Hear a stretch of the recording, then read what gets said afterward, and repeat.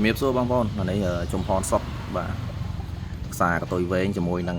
នៅលើ profile របស់ខ្ញុំហ្នឹងបាទពួកម្ចាស់ពៀននេះកម្មមាសបាទគេហៅស្គួយទឹកមាសសកា3ជួរពេញស្អាតខ្លាំងបាទឈ្មោលសុតឆ្អឹងល្អហ្មងនេះពេញគីឡូទៅ34អត់បាត់ទេបាទសម្រាប់បងប្អូនដែលចង់បានពួកនេះយកធ្វើពូជក៏បានលេងក៏បានមកស្រឡាញ់ស្អាតបាទឆ្អឹងឆ្អែងផែនអេប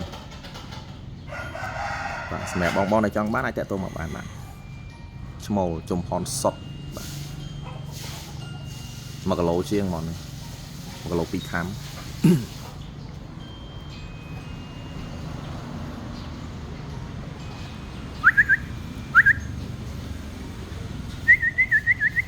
បាទអរគុណច្រើនសម្រាប់បងប្អូនដែលចង់បានអាចតាក់ទងមកណាលេខទូរស័ព្ទមាន Telegram ក៏មានលេខទូរស័ព្ទហ្នឹងបាទអរគុណ